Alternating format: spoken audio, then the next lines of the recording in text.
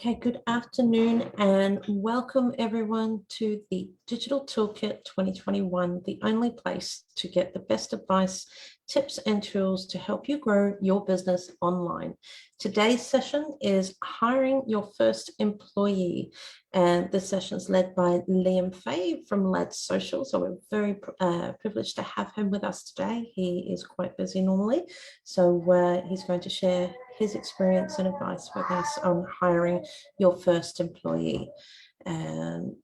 Now, without further ado, just another congratulations to the winner of the Digital Toolkit giveaway, the Spotlight giveaway from August, which was the personalized cooking experience with the Australian larder and Donna Leach. So congratulations once again to Teresa Mitchell from Tweed Heads, New South Wales at Agape Outreach Incorporated. I can't wait to see the videos from your session. And this month, so September's digital spotlight for the Digital Toolkit is Jane's Handcrafts and Gifts. And everyone who uses Jane's Handcrafts and Gifts, including the Digital Toolkit, is amazingly impressed with the quality of products and the personal touches that they apply to the gift baskets in the corporate gift basket. So as you can see here, we've got some detail there on the right, a QR code which will be linking right through to the shared folder of an actual digital toolkit for your business. So if you are one of the lucky 2 winners of the Digital Toolkit giveaway for September, you will be able to take advantage of that shared folder of resources for your business, as well as having all these goodies in the box to take advantage of. So I've actually raised the value there from 150 to 300 because we've got quite a bit of value being dropped into the digital folder. So that's been raised to give you a bit of an idea of just what you might be able to win for this month in the Digital Toolkit giveaway. So there are 2 to give away as well, each one to the value of 300. So engage with our page and get a chance to go in the draw to win. So Digital Toolkit is a digital expert Q&A panel. It is a digital advisory service that is run live with digital experts in the session. You can jump in and ask us questions in the Zoom session and join us live here, or you can comment on the live feed with your questions and we'll try to answer all of them in the session. So please do make sure you comment below and we can answer your questions.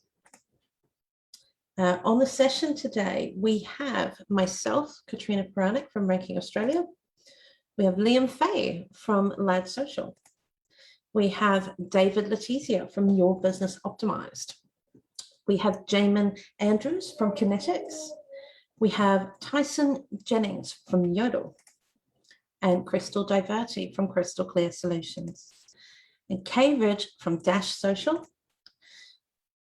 We have so many experts that are involved in the panel for the Digital Toolkit to take advantage of. They join us on and off. We have roughly about 5 or 6 of us in the session every week. So please do make sure that you jump in and take advantage of this amazing brain's trust of experience and knowledge.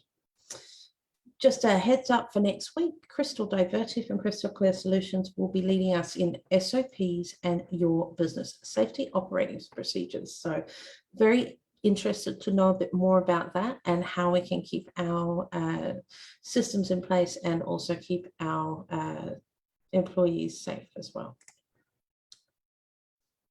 So a bit more about the experts on the scene today. So we've got myself from Ranking Australia. I'm also the co-founder of the Hot and Healthy Academy for Women in Business and an Encord developer as well. So what we do is we help you get found on Google. So that means your website, your social, your content, your SEO. Have a chat with us and just Google Ranking Australia will come up and we'll be happy to help. Hot and Healthy Academy is one of our major sponsors of the Digital Toolkit. So please do go and have a look at Hot and Healthy Academy and what we offer. There is a wealth of knowledge from a range of different business professionals and facilitators and coaches in all of these areas to help you grow your business and increase your success over the next year of your business. Over to Lad Social. Liam Fay, over to you. Hi, so I'm Liam Fay. I'm hosting this session today and assisting you on this journey. So Lad Social is a digital marketing company based in Central Queensland. I'm the owner of it, although I don't actually do that much work because I have the right staff looking after my business for me. Over to the next one. Beautiful. Thanks, Liam. A pleasure to have you with us. Just another quick word there from Encord, one of our major sponsors for the Digital Toolkit. Encord is an incredible website platform. It's your CRM, it's your email marketing, it's your website builder, and it kicks WordPress's butt in loading speed, and Google loves it. So please do go and check out encord.com. Over to you, Kay. Hi everybody, I'm Kay Ridge from Dash Social. We are a social media company as well, specialising in organic. So we look after your content, your posts, your blogs, whatever you throw at us basically. I'm really interested in this session. Having had employees, it would be interesting to see what comes up. Beautiful, thanks for joining us today, Kay. And David, really pleased you've jumped in the session today. Yeah, thanks, guys. David Letizia from Your Business Optimised. We specialise in e-commerce or online stores and the marketing automation that you can put around them to nurture prospects and also people who've bought into the next sale or some other joint venture or other opportunity in your business. In my corporate days, I hired over 200 people. And some of those experiences meant that I haven't hired anyone in my own business, but I've investigated lots of other opportunities. Like I've hired contractors, I've hired partners, I've got an overseas VA, I've got labour hire people that I use in Brisbane. I've had interns and all that sort of thing. So I'm keen to talk about some of those different options that are available to you if you don't think you want to take that big jump into employee land. Beautiful. Thanks, David. Looks like it was really excellent that you joined the session. Over to you, Jamin. I understand you've got quite a crew there at Kinetics. Yes, we do. We're all local. Jamin from Kinetics Web Hosting, locally based in Brisbane. We've got over 12 staff that work for us. They're all highly qualified and they're here to assist and help in any way, shape or form when it comes to your web space, particularly WordPress and managed WordPress and things like that. So I'm really keen to talk about this one today because I've been at it for a long time and got a lot of stories to tell about employees, but I think if you get the right ones, that's key. So yeah, talk soon. Brilliant. Thanks for that, Jamin. Over to you, Tyson. I'm Tyson from Yodel. We are the best way to eat, shop, work, and save money locally. Essentially, we're a hyper-local business directory that connects through to 25 online sources. There's over 23,000 businesses on our platform, and if you're a small business looking for more exposure, hit us up. We've got thousands of users in Southeast Queensland in particular that you could be exposed to. I'm so excited for this. I used to work for McDonald's for many years. I've interviewed thousands of people and hired thousands of people over the years, and I had a team of about 450 working under me at one point.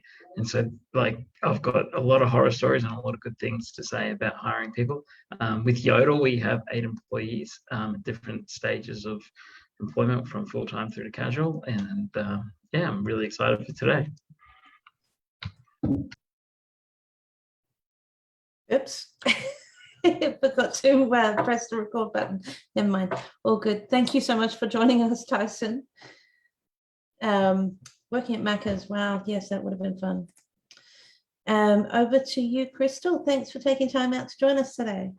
You're welcome. I'm Crystal from Crystal Clear Solutions. We actually help you prep before you get employees. So we look at all the systems, the software, the standard operating procedures that basically build those foundations of your business to make sure when you do have employees, and even through the hiring process, that the experience that they have is hands down the best they could ever have, so that they don't want to go and work anywhere else. They want to stay working with you. So yeah, we set up all of that for you.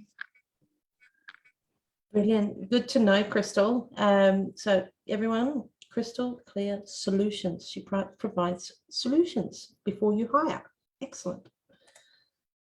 All right, so guys, make sure you've got a coffee, a cold drink, or something beside you so that you don't have to dash off and miss the nuggets that will be released in this session of the toolkit. So without further ado, heading over to the very lovely Mr. Fay to take over the session and tell us what we need to do before we start hiring. Thank you very much. So hiring your first employee, that is such a big step for a business. I remember when I was 18 years old, I actually hired my first employee. I've had probably about 20 or so in the 13 years I've been in business operation. But as a young business owner, hiring first employee was a big step. So making the decision on when I brought on the first employee was very important. And I had to consider as a business the reasons why I needed an employee. In the particular case, we had a lot of work on, but I also wanted to go traveling. I didn't want to be fixed in the business where I had to be there, because we were working for clients, where we had work that we had to do on weekends.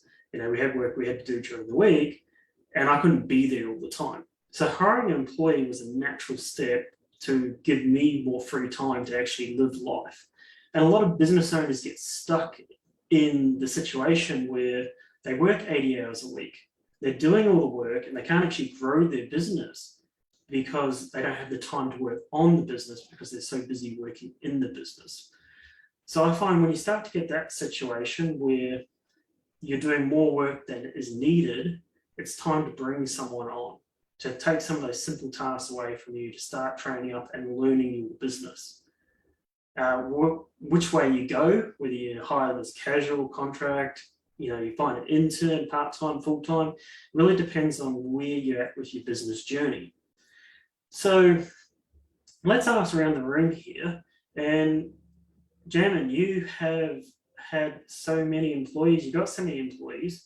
What was your experience? Why did you bring on your first employee?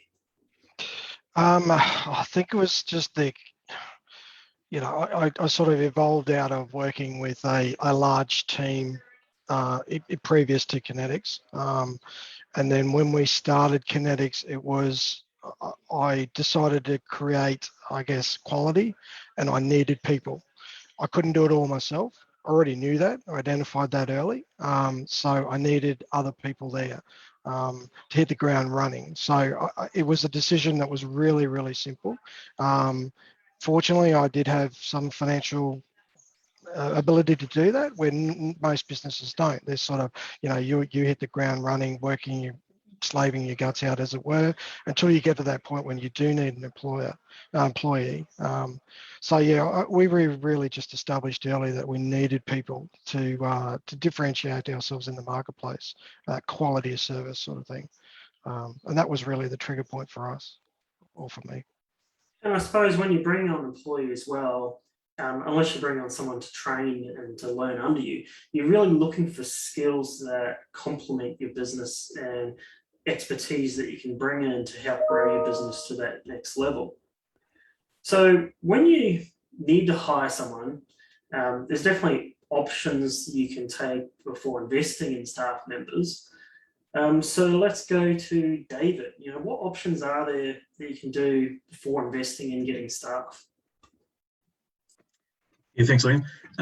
Look, I'm from a contracting background, so in my previous roles, we've always used contractors, partly to manage peak load, but also because some of them had specialist skills that we didn't need full time. So having a contractor is like a good place to start. And in the digital space, digital marketing space, a lot of people don't want to be employees. You know, there's a lot of freelancers around there, and they're really good at what they do.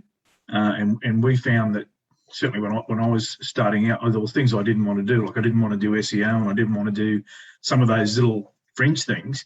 But there was absolute experts that I could hire on a day basis or a project basis, and have them as contractors come in and white label, or sometimes I use them, you know, as them, and they contracted directly to my clients. So that model seemed to work pretty well. I've used quite a few interns over the time, people who came out of college or TAFE or university. And what happened there is I ended up sharing them with other digital marketing agencies, and we've kept that model. So we don't, neither of us had a full-time role. So we've kept that, and we just put them through a labour hire company. And again, that was what I did back in the corporate days. The same lady who used to do my corporate hiring is actually doing my labour hiring here in Brisbane. So, and that model works fantastic because the people get paid straight away. All the stuff's covered, you know, the super and holiday pay and all that stuff's covered by them. It's all guaranteed. They get paid the same day every week, and it's all very clean. And for me, they just fill out a timesheet and whatever whether they're available or not doesn't really matter. And I've only got one full-time employee, and that person is overseas. And the reason I did that is I tried some admin VA type resources here in Australia, in Brisbane, and I couldn't make the numbers stack up. The overseas person is 1/5 of the cost, and she's full-time, and she works in a team with one of my colleagues, so she's part of a group there, and it's fantastic. It's best thing I ever did, actually. So, you know, there's some options that you can do if you don't want to have to hire someone here. And, you know, obviously my business is not as big as Jamin's, so that was my better option. Tyson, did you want to add to this what you can do where you don't have the option to offshore? You need someone physical in your business or in that sort of work space. Sorry, mute was just not working. For us, offshoring, we've tried it. It doesn't really work for us for a few different reasons. One of the big ones being R&D tax benefits for what we do as a business. So we've had to employ quite a few creative ways of getting employees outside of that normal scope of put something on a platform. So our first employee was recommended to us by a friend. We weren't paying ourselves, so he was the first paid employee in the business.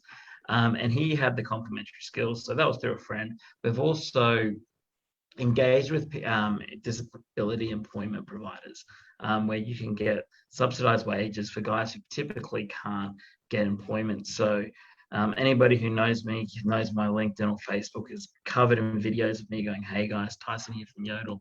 And originally they were filmed by my co-founder and edited by myself. But we got to a point where that was just taking too much of our time for our marketing. So we actually hired a guy who's legally blind to do the editing and videography work. And he does a great job, but nobody would give him a job because of his disability. And for us, he needed the flexibility we could provide, as well as the benefits that we could get from the government. So there is a lot of other different ways that you can find people within your budget. And as a startup, we have to be hyper creative with how we do that. We've got contractors, we've got obviously our videographer and a few other people that we sort of pull in from different places. David, when you're hiring people on the offshore space, how do you eliminate potential issues with them? What do you mean as far as managing them day to day, or just finding the right person? Yeah, well, dealing with them day to day. Sometimes when you're offshoring people, there's a time difference between when they're working, when you're working. You know, just making sure that the workflow is getting done as per your requirements. Yeah. Look, I run a daily task sheet, and they run a daily timesheet, I guess, effectively what they've been doing. So, and we've got lots of projecty sort of work too. they do some stuff on various social media profiles for me. So there's a base workload. There's projects that come in, and we converse, whether it's online or face to on Zoom or just via email or Skype on a daily basis. So, and I can see the results happening. So I can see things that are happening. So and I think it's important that there's plenty of organisations that will help you do that, recruit people and manage them. You probably don't want to get someone who's just by themselves over there. If they're part of a team or part of an organisation that's got some sort of management, that seems to work best. Katrina, this is probably a good one for you. When did you know it was time to hire your first staff member? You had a part-time staff member at one point there. Good question. I ended up, I think, it was when I first got my office in the city. It was a really fantastic arrangement because they needed someone with my expertise and I needed an office. So very rarely will you be able to come up with an opportunity where you can do a contract swap for office space. So it was amazing for me.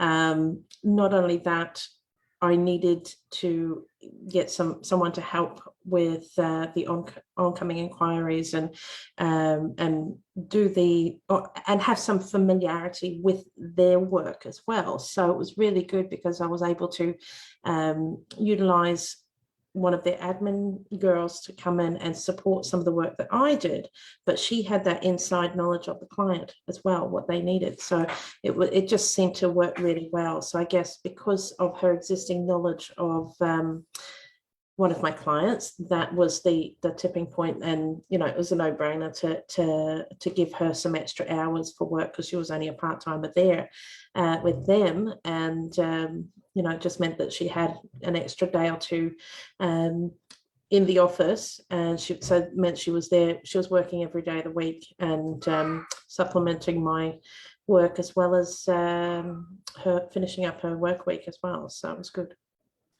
Yeah, definitely. When you can find someone in a similar sort of space where you get extra benefits, it's good. But for the traditional business owner out there, putting that first position up and trying to promote it and advertise to try and get the best candidate is something that's very important for businesses. You want to make sure that when I write a job ad, I essentially write it for the perfect person that I want, with a list of skills and experience that I want, and hope that they tick every single one of them. But I like to add a little section in there that, training is provided. We do a lot of training in our business because we tend to find that they don't come with all the skills that we need, even if they've worked in a similar industry, being a business that I feel is unique. But this is, how do you go about promoting positions, Kay? What's the best way to advertise and promote a position to potential candidates? Okay, one of the things that I did is that I looked at any subsidies that were about. So one of the employees that I had in was actually over the age of 60. And for what I wanted her to do, I could teach her that. And she brought with it a sense of maturity and a dollar value, which I received. The loophole that I found with that, and it was, hire me for 6 months and you get $10,000. But sorry, hire me for a year, you get $10,000. But you have to outlay it first. Whereas I was thinking, this will be great. This will compensate while I train her, and she'll be getting paid, and I won't have to worry about that. But that's not how it works for the government. So that's one thing that you need to be aware of, and that I got caught. The other, it's very interesting too, because when I put in the application of what I was looking for, the number of resumes that I got that had spelling errors in it, and I went, this is meant to be your livelihood. If you're giving me something with spelling errors in it now, what are you going to do for me? So that put me off straight away. Or if I asked for a certain criteria and they didn't address it. So it's really interesting, but it's just, I just wanted to bring up in regards to the subsidies, because there are some great subsidies out there if you're looking to employ somebody.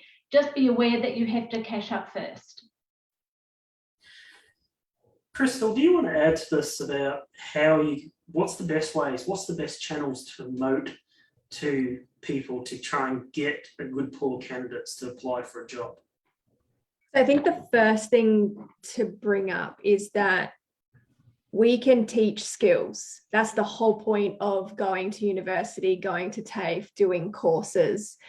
And something that we kind of preach a lot when you're looking for employees is hire based on values. You can't teach values. You can't teach hard work and dedication and passion and honesty and, you know, all of those things that as a human being make us valuable. You can teach skills in any of our businesses.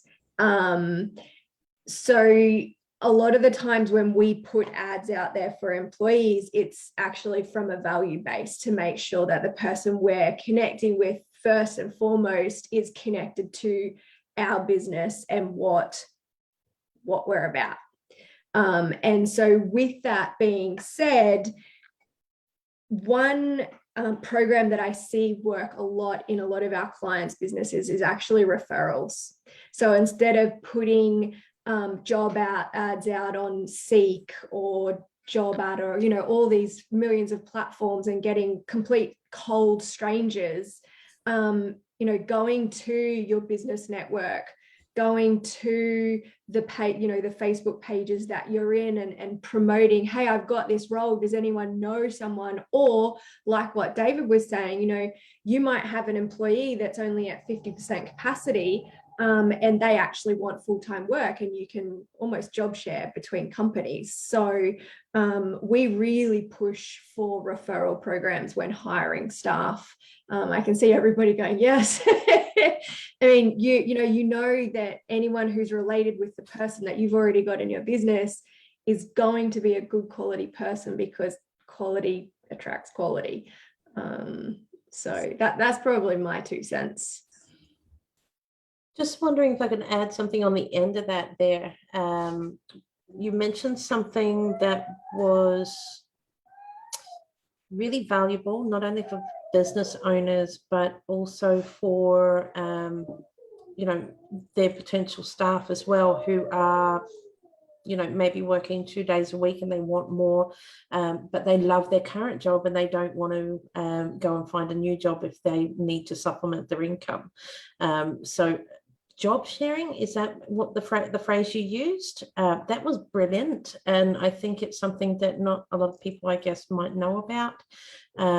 So obviously you find it a lot in big tier 1 companies, right? Where especially with women, you know, they've gone away, they've had babies and they only want to work 3 days a week because they want to spend time with their kids or they can't get daycare, whatever. So they will job share their high level manager role with another person, male, female, whatever, and make that one full-time job. So, you know, why not do it between businesses? And there's multiple ways to do that. You know, you can hire that person as a resource to another company, or they just get employed directly. You know, there's tax implications for everybody depending on what structure you set up. But yeah, it's a great one to do, especially if you've got businesses that you're you know, in partnership with. I know you know, we recommend a lot of other businesses being in the business consulting space.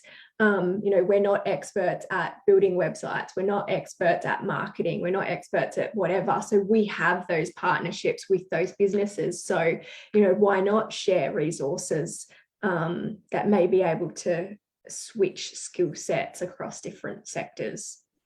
Yeah, I know in our own business, when we're looking for skill sets, training can be a large part of it. Last year, when we had the skill shortage in our region, I was advertising for probably about 3 months and could not get any staff. So I ended up actually going to the local high schools, talking to the career guidance counsellors and saying, this is what I want in a staff member in terms of values, skills, experience. Well, not a lot of experience. And the school sent me back lists of students who wanted to be working in the following year. So I got one employee straight out of it. I got them on the youth boost as well. So, I got subsidized for employing them. But it allowed me to go through a large training program with them so that they could get the skills that I needed to be able to do the job. So preparing your staff is one of those things that is very important. You can't just hire someone and drop them straight into a job and expect that they can do everything you need them to do. So let's talk to Jan. When you hire a staff, day one, what's the how do you prepare them for the work? It depends on the role. So we will hire for a role. So if you talk about in our industry, say a level 3 technical person, they're highly skilled. We advertise, we go on the whole Seek platform, LinkedIn jobs, that sort of scenario, versus a person that will go through, say, a small agency that might give us a startup type person who hasn't really got a lot of the skill, but we know that we want to train them, put them through a traineeship, get your government subsidy out of that as well. But they've got the right ethos, they've got that thing in them that we were all talking about before. And then from day one, they're hitting the ground just learning. Then half of these guys that start off don't even hit the phones until they've been here for 12 months. So it's about learning that journey through how we do business and skilling them up. There was an old adage that somebody said to me once about, what if we train them so much that they leave? And said, what if we don't train them and they stay? So we're all about training, and it's from the way that you would answer a call through to the way you would do an email, right through the whole conduct yourself within your business. You normally find very, very quickly the right fit too. Very, very quickly. So yeah. I can see Tyson nodding along there. You're getting your first employees. What systems do you need to have in place before you actually say, yeah, you're hired, start on Monday? This is something that I've stuffed up several times. So I don't know if I'm an expert at all, but more from a perspective of make sure that you've got all those basic employment things. So position description, tax forms, all those like administrative things that you really need to have in place, as well as setting like clear performance, like not performance, but more or less KPIs for this is what we want you to achieve in X amount of time, and then we review them and then we look further ahead. So making sure you have a clear idea of what the position is and what you want them to accomplish, as well as all those fiddly administration things. It's definitely things that we've stuffed up before, but we're across hopefully now. But perhaps there's somebody who hasn't stuffed them up before that's a bit more of an expert that can talk about it. I'll jump in. So I think there's a few questions to ask during that onboarding session as well. Is first of all, how do you like to learn? Because everybody learns in a different way. Some people really like to read stuff. Some people really like to watch videos and listen to things. And some people really like to do it. So depending on how they learn will also then depend on, the type of training that you're giving to them. Because whilst Jarman might love to get that folder of standard operating procedures and just follow, step by step, my preference is actually to do. So it's like, okay, show me how to do that. And then I'll just bumble my way through and fix all the problems as I go. First and foremost, asking that question is so important. And secondly, I've had this conversation quite a lot recently, engaging HR experts for things like your contracts, time frames around probationary periods, expectations around paying, leave, blah, blah, blah, blah, blah, right? It's an area of expertise all on its own. And I recently got asked a question, I probably shouldn't say this live on Facebook, but EmploySure, should we engage the services of EmploySure?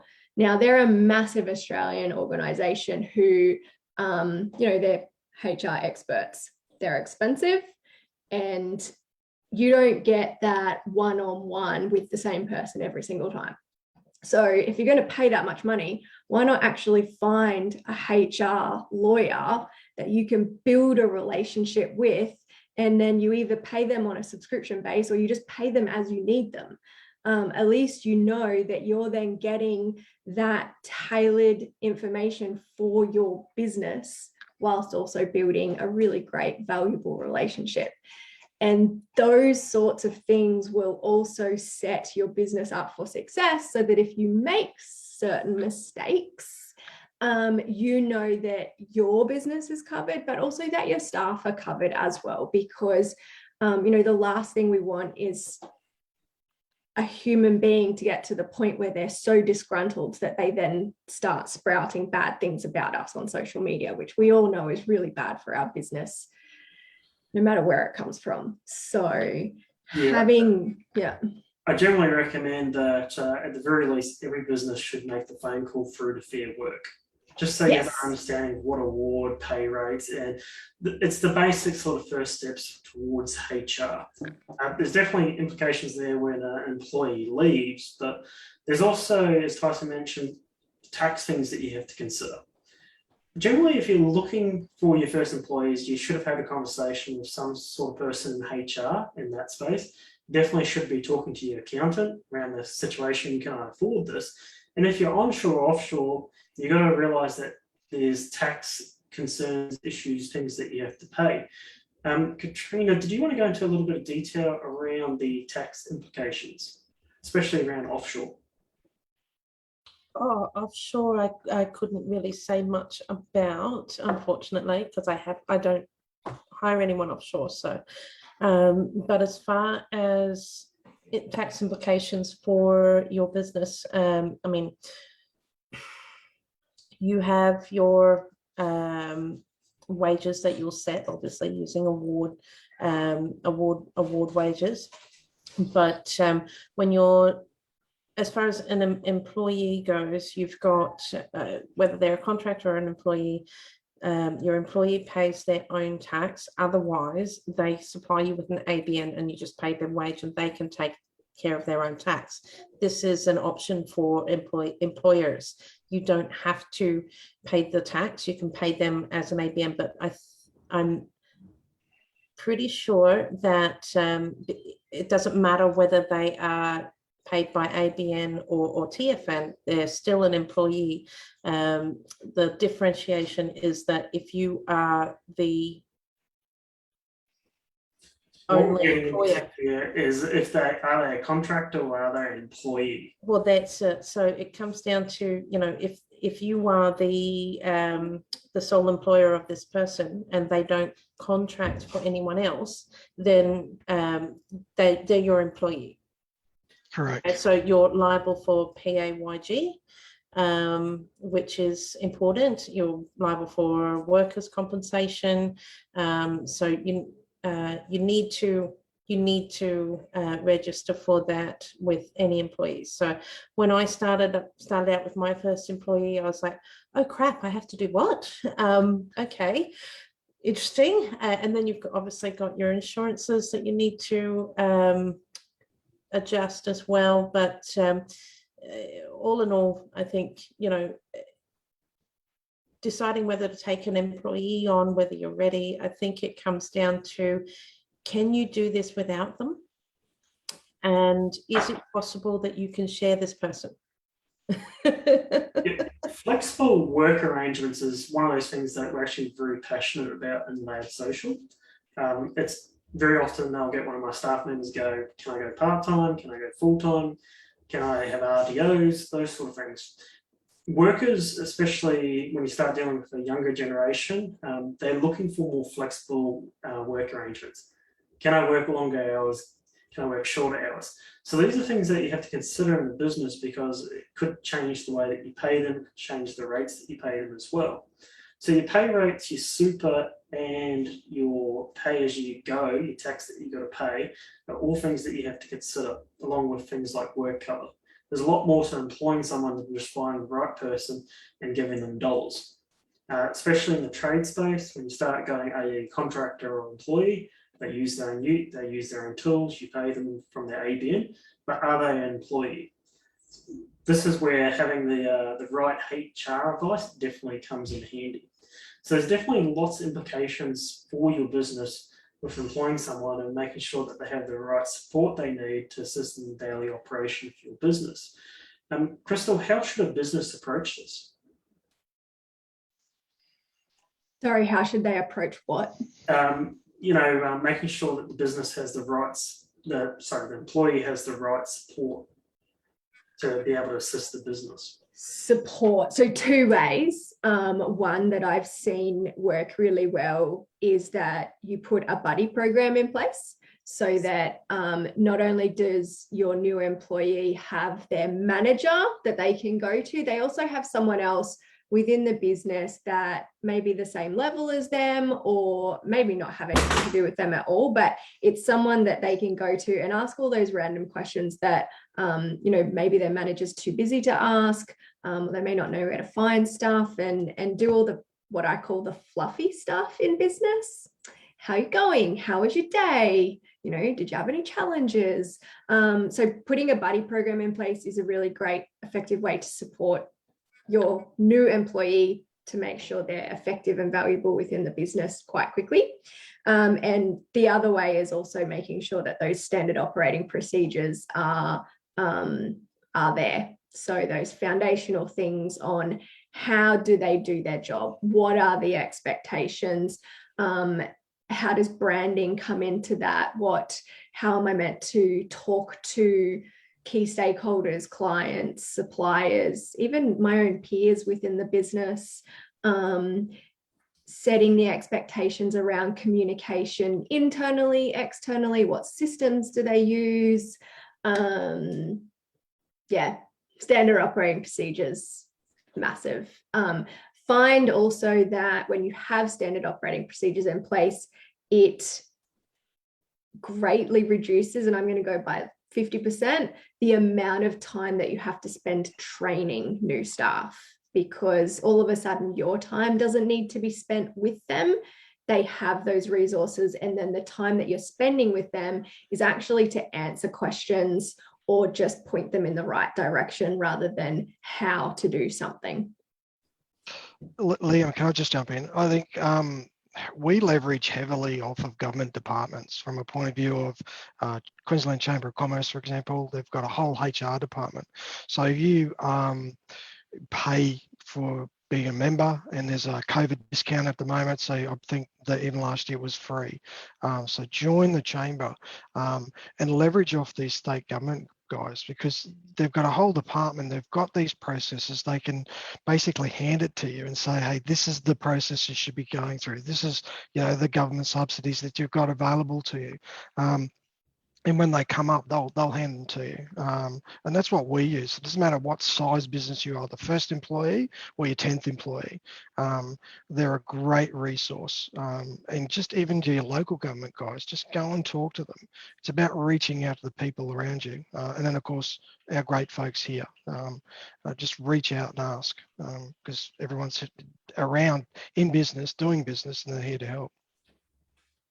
Yeah, Kay, did you have anything to add about supporting your employees? I think you need to support them just not only in providing them with the job and paying them on time, but you also have super, you have workers' compensation. And now, as far as an employer goes, you also have to look after their mental health. That's a big thing now. And there are also repercussions if you don't. You have a duty of care. So, it's not, you don't take on an employee lightly. Because let me tell you this, it's not a nice feeling when you have to let them go. Yeah, well, that's one of the things that does happen. Eventually, as a business owner, employees will leave. I know just this Monday, my personal assistant, she has resigned after working for me for quite a long time. And I'm sort of left with, now I've got to do more. I've got to find someone that's capable of replacing her to support my needs in my business. But keeping employees sort of satisfied with the support can sort of help reduce that. I like to have a bit of a training program in place, but they also need sort of space for advancement, things that can keep them sort of motivated, things that they can learn to keep them occupied, just so that they feel that they're moving forward.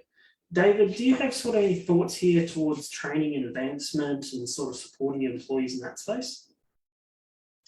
Yeah, again, I used a couple of things from other sources, like in the digital marketing space, there's heaps of stuff online about training and onboarding, even little skills packages that you can access. So I use a suite of those depending on what the roles are. And they're also good fillers, like especially if someone's a bit new and they need a lot of extra work to get them to a stage where you can actually give them a project by themselves.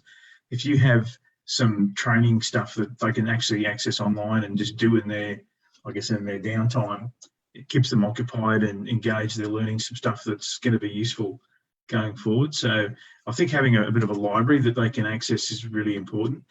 And then, yeah, you just need to trial them under supervision with actual activities. I think it takes a long time to trust someone enough to even a contractor to let them go with something for your business. So yeah, you need to have those checks and balances in place. You know, checklists are good, and then like an audit process that they sort of graduate through to the stage where you think, okay, well they've done it 4 or 5 times. They've proved that their mistake rate's low and the quality's there, and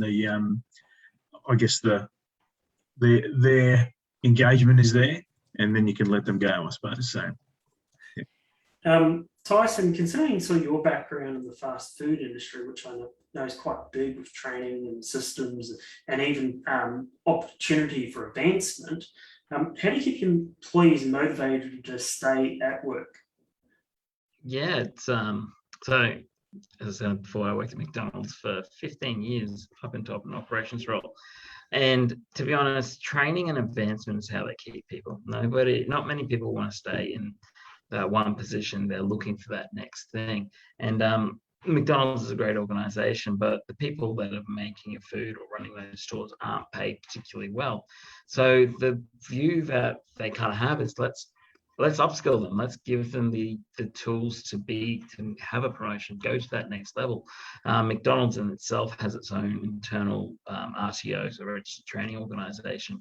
I went through all of their courses through my early 20s, late teens, learning all about all of their systems and how that all works. But that keeps the really motivated people engaged because it gives them something to strive for, and that they're learning something and they're getting something back from not just rocking up, clocking on, doing their job, going, and you remove some of that monotonous parts of the job, especially when they get the chance to go away for a week and go down to Sydney. Obviously, you're not going to do that right now, but go down to Sydney for the week to spend time with content matter experts who you can really learn and grow your knowledge base, knowing that eventually those skills will either lead you up through the organization. A lot of the CEOs of McDonald's have worked their way from on the floor up into the top, which is a really motivating thing because you can see that you can do it.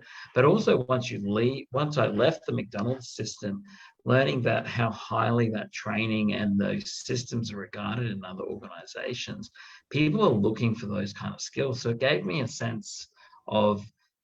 a sense, and the people who were working with us, the sense that, yeah, this isn't just a job where you clock in, clock out. This is a job, it's almost like a hands-on uni where you get paid to be there. They pay for your training and you come out the other end, a highly functioning member of the business community.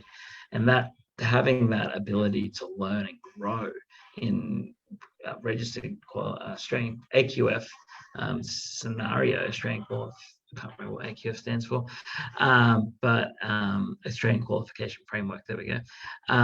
That's a huge motivator, and giving the people the ability to do that. A lot of small businesses don't have the ability to go, hey, you can go from being the dish pig up to being the CEO, but those same lessons can be applied to your business.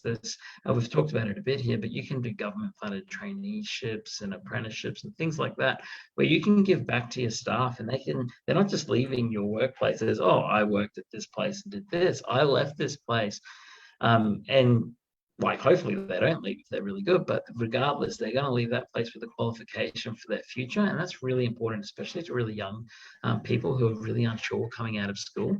So there's some really cool things you can learn from the McDonald's experience that you can apply to your small business. So unfortunately, as a business owner, occasionally you will end up in a situation where you don't get employees that motivated. You know, they promise the world, but they're just not suited.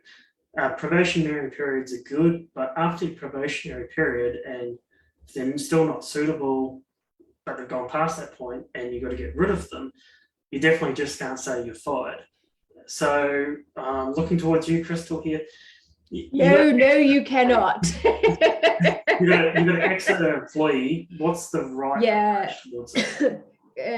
Go back to that HR expert that you built the relationship with to start off with. There's a whole legal requirement that you've got to put employees through, and every situation is so different, and that's why, you know, when you have that relationship with a HR lawyer, they'll then be able to say, okay, based on this history that you've told me, we need to do X.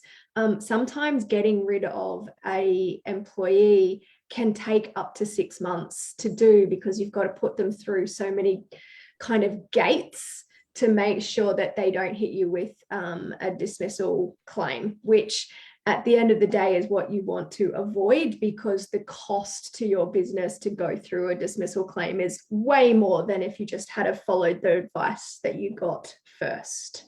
Some of them don't, you know, some of them aren't that hard or challenging. Some of them you can, you know, do a, you know, this isn't working out for us anymore type of conversation. Here's our options. What would you like to do? So every situation is so different, but HR lawyer, number one. So can I just jump in Make here? sure you go through the probationary period and make sure they're the right one at the time. So Tyson? Yeah, just to jump on that, obviously get a HR lawyer, definitely not that. But one lesson I've definitely learned over the years, especially with McDonald's, we had a pretty substantial HR department, as you'd imagine, is document everything. As much as sometimes it's a pain in the ass, even when something good is happening, document it. So do those performance reviews, make sure you're documenting everything that every conversation you've had, even though it might seem innocuous. Down the track, it can definitely come back to bite you or help you. So document everything. Not only that, but if you get to a point where you haven't documented it and you need to then go back and kind of rack your brain from all of those conversations, the phone calls, the text messages, the emails, it actually takes you longer to collate all of that information if you've got to do it down the track rather than if you just did it along the way. I know from experience it wasn't fun, but also implementing a HR platform within your business to support you to do that. So, you know, there's so many HR platforms out there. I'm going to plug mine right now.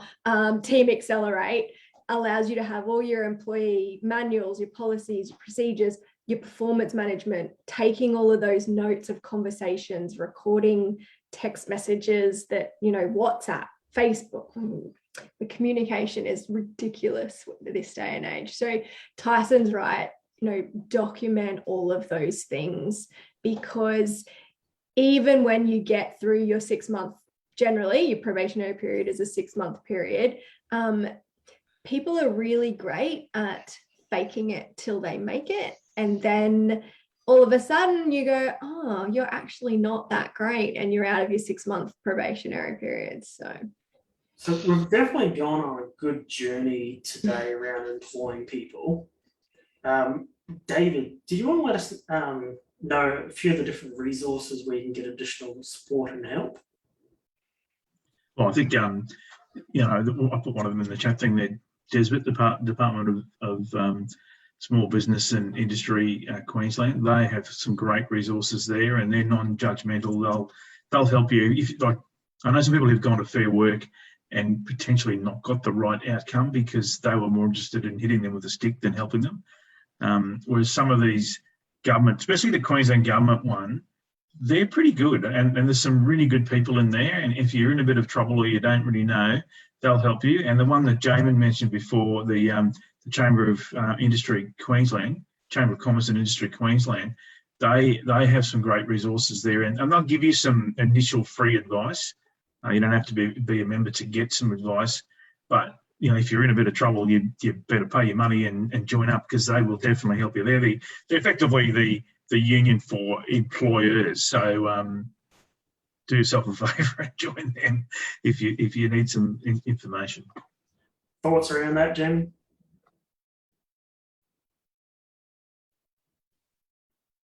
Sorry, that was me. Sorry. Yeah, look, I know there's some weird laws with regards to how long the employee is actually with you and your turnover. So I believe that if you're under 15 million a year, you've got a 2-year window with the dismissal process. You do need to, however, have recorded all the information so that if you do go to Fair Work, but I believe there is something around where they will actually don't have the ability to go to Fair Work.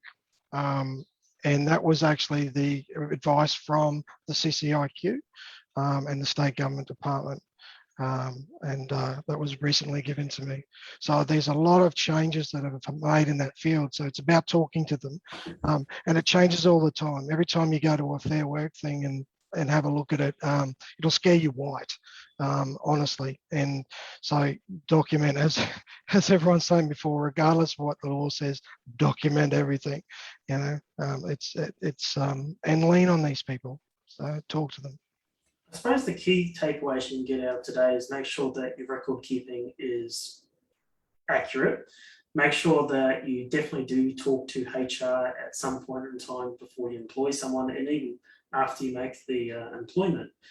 Make sure that your business is ready to actually take on an employee. Consider other options like contractors, interns, offshoring, job sharing, as Katrina mentioned. There's definitely other options than going full time. Here's over $1,000 a week, come work for me. So essentially, you got to make sure that your business is in the right spot. You have the right record keeping, the right systems in place, and you've definitely spoken to HR. That's probably the one takeaway today is before you employ someone, talk to HR, even if it starts with a phone call through to Fair Work. Over to you, Katrina. What an incredible session. Thanks, guys, so much for sharing your journeys with hiring employees.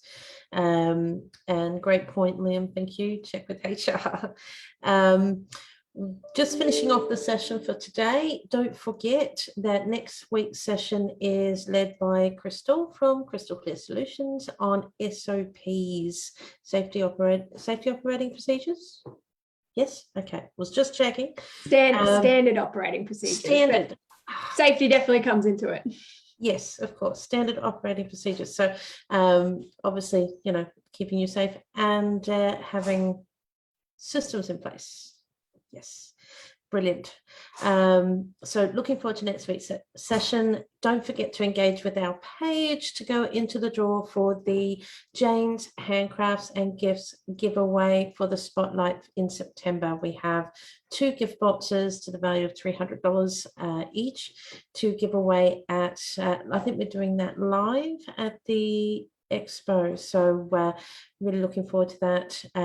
Please make sure you like, comment, and tag below the feed. Thank you, guys. And until next time, register, like our page to get found, get paid, and grow your business online. Thanks, guys.